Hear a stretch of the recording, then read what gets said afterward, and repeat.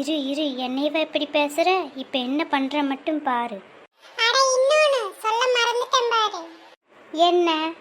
உங்ககிட்ட 10 ரூபா கொடுத்துருக்கேன், ஞாபகம் இருக்கட்டு. வாழைப்பழம் வாங்கிட்டு மீதி காசை வீட்டுக்கு கொண்டு வந்து சேரு பார்க்கலாம். ஆமா, இந்த மீதியாட்ட நான் காசை நான் கொண்டு போய் எங்க அப்பன் வீட்டுல கொடுத்து நான் கோட்டை கட்டுறேன் பாரு. அட ஆமா, பக்கத்துலயும் கூட உங்க அப்பா வீடு கட்டி இருக்குதுல்ல? யாருக்கு தெரியும்?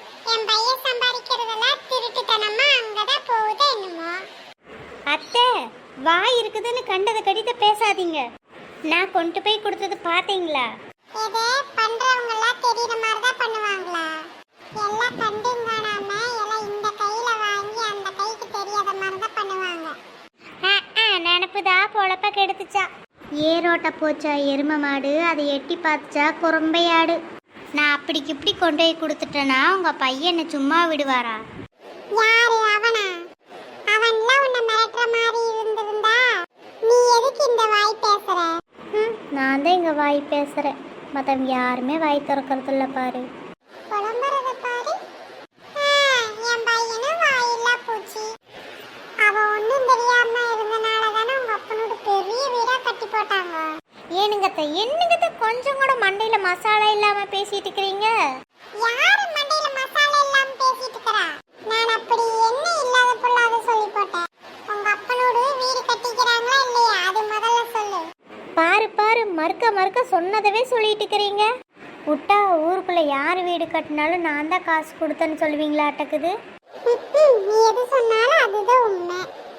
களவாந்திர சொன்னது சரியா தானே இருக்குது.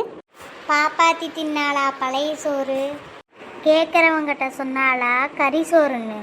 சொன்னாலும் சொன்னாங்கற சொன்னா செலவாக்குறதுக்கு கடுகு கூட சம்பந்தம் இருக்கா? அதே மாதிரி தான் எங்க அம்மா வீடு கட்டுறக்கும் நீங்க சொன்னதுக்கு கொஞ்சம் கூட சம்பந்தமே இல்லாம இருக்குது. ஏய், நான் உன்ற பேச்சுக்கே வாரேன். நீ உங்க அப்பா வீட்டுக்கு பணம் கொடுக்காம திடீர்னு வீடு கட்டுறதுக்கு கூரை பிச்சா பணம் கொடுத்துச்சு. ஆமா, கூரை பிச்சு தான் பணம் கொடுத்துச்சாமா. நீங்களும் விட்டதை பார்த்து ஆன்னு உட்காருங்க, வந்து விழு.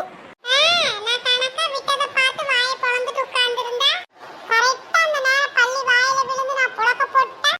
என்ற சொத்தெல்லாம் ஆட்டை போடலான்னு ஐடியா பண்ணிட்டேன். ஆமா, பொல்லாத சொத்து. ஒரு துணி துவைக்கிற குண்டா, ஒரு ரேஷன் சீலை, அத கழுவாம 2 போசி இருக்குதே, அதுதானே உங்க சொத்து. அந்த கழுவாத போசியும் கூட உங்க அம்மா ஊட்டுது இல்ல, அது முதல்ல நேமச்சு பேசம்மனி. ஆமா, நான் இது வேணா ஒத்துக்கிறேன். எங்க அம்மா வீட்ல எல்லாம் கழுவாத போசி இல்ல, எல்லாம் புது போசியா இருக்குது. ஆமா ஆமா, உங்க அப்பனோட புது வீடு கட்டணும்னா புது போசி எல்லாம் வாங்கி போட்டுருப்பேன். நான் வாங்கி கொடுத்தேன், நீங்க அதை பாத்தீங்களா? நானும் சும்மா அப்பளே இருந்து பாக்குறேன். வீடு கட்ட காசு கொடுத்தேங்கிறீங்க, சாமான் செட்டு வாங்கி போட்டேங்கிறீங்க. சரி, நீ கொடுக்கலைனா வை. எப்படி உங்க அப்பா புது வீடு கட்டினா அதையும் மட்டும் சொல்லு. எப்படின்னா கவர்மெண்ட்ல வீடு கட்டி தராங்கல்ல,